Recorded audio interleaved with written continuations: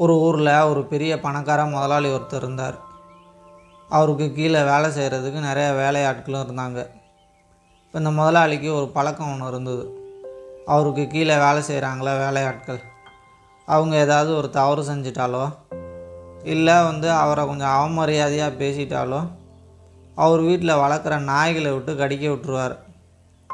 இதே மாதிரி தான் ஒரு தடவை அவருக்கு கீழே 10 வருஷமாக வேலை செய்கிற வேலையாள் ஒருத்தன் அவரை கொஞ்சம் அவமரியாதையாக பேசிட்டான். இப்போ அவருக்கு பயங்கர கோபம் வந்துருச்சு. அந்த நாய்களை அழைச்சிட்டு வாங்க, இவனை கடிக்க விடுங்க அப்படின்னு சொல்லிட்டார். இந்த வேலையாள் இருக்கான்ல, அவன் அவர்கிட்ட பயங்கரமாக கெஞ்சினான். ஐயா, நான் அவங்க கீழே 10 வருஷமாக வேலை செய்கிறேன். நான் உங்களுக்காக நிறையா உதவிகள் பண்ணியிருக்கேன், உங்களுக்காக நிறையா வேலைகள் பண்ணியிருக்கேன், கொஞ்சம் அதை நினச்சி பாருங்கள் அப்படின்னு சொல்லிட்டு எவ்வளவோ கெஞ்சினான்.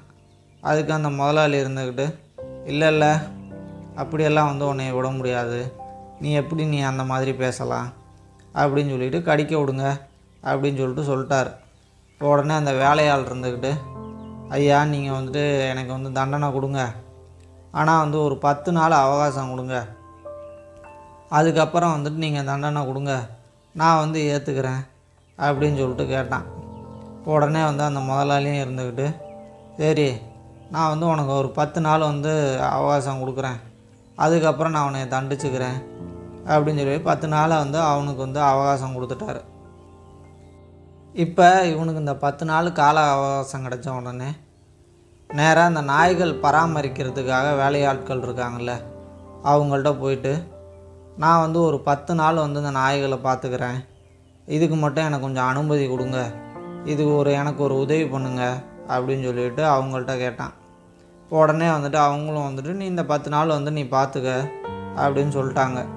இப்போ அந்த நாய்களுக்கு என்னென்ன தேவையோ சாப்பாடு கொடுக்கறது, குளிப்பாட்டி விட்றது அப்படின்னு சொல்லிட்டு அந்த நாய்களுக்கு என்னென்ன தேவையோ அது எல்லாத்தையும் அவனே பண்ணான்.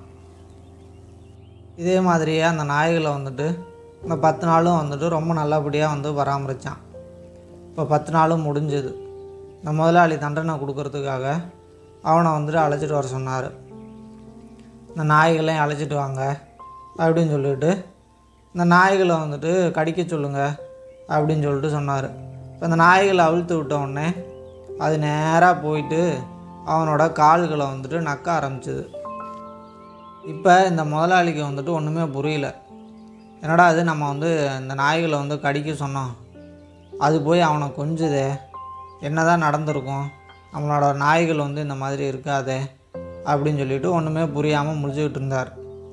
அப்போ தான் அவன் இருந்துக்கிட்டு, ஐயா இந்த நாய்களை நான் 10 நாள் தான் பராமரித்தேன், அதுக்கே இந்த நாய்கள் என்னை கடிக்காமல் என்னை கொஞ்சுது, என் மேலே பாசம் காட்டுது, ஆனால் உங்களுக்கு கீழே நான் 10 வருஷமாக வேலை செஞ்சுக்கிட்டு இருக்கேன், உங்களுக்காக நிறையா உதவிகள் செஞ்சுருக்கேன், உங்களுக்காக நிறையா வேலைகள் பார்த்துருக்கேன், ஆனால் அது எதையுமே பார்க்காம நான் செஞ்ச ஒரு சின்ன தவறுக்காக எனக்கு இவ்வளோ பெரிய தண்டனை கொடுத்துட்டீங்களே, இது நியாயமா அப்படின்னு சொல்லிட்டு அந்த வேலையாட்கள் அவர்கிட்ட கேட்டான். இப்போ தான் அவருக்கு புரிஞ்சுது, நம்ம எவ்வளோ பெரிய தவறு செஞ்சிட்டோம் அப்படின்னு சொல்லிட்டு நம்ம இவ்வளோ பெரிய தண்டனை கொடுத்துருக்கக்கூடாது அப்படின்னு சொல்லிட்டு வருத்தப்பட்டார். இதே மாதிரி தான் நம்மளோட வாழ்க்கையிலையும் நமக்கு நெருக்கமானவர்களாக இருக்கட்டும், இல்லை நம்மளோட நண்பர்கள், உறவினர்கள் அப்படின்னு சொல்லிட்டு நம்ம நெருங்கி பழகினவங்க ஏதாவது ஒரு தவறு பண்ணியிருப்பாங்க. ஆனால் நம்ம நெருங்கி பழகுனது, நம்ம நிறையா உதவிகள் அவங்களுக்கு பண்ணியிருப்போம், அதே மாதிரி அவங்களும் நமக்கு நிறைய நன்மைகள் பண்ணியிருப்பாங்க. அது எதையுமே பார்க்காம அவங்க செஞ்ச ஒரு சின்ன தவறை மட்டும் வச்சுக்கிட்டு நம்ம அதை பெருசாக எடுத்துக்கிட்டு ஒரு பெரிய பகையாகவே மாற்றிடுவோம். இந்த மாதிரி சின்ன சின்ன காரணங்களுக்காக பிரிஞ்ச உறவுகள் நிறையா இருக்குது. இங்கே தவறு செய்யாத மனிதர்களே இல்லை, தவறு செய்யாதவங்க மனிதர்களே கிடையாது.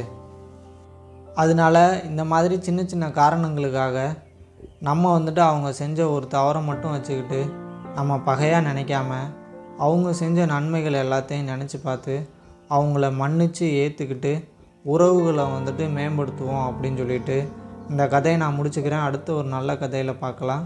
நம்ம சேனலை சப்ஸ்கிரைப் பண்ணாதவங்க மறக்காமல் சப்ஸ்கிரைப் பண்ணிக்கோங்க. நன்றி, வணக்கம்.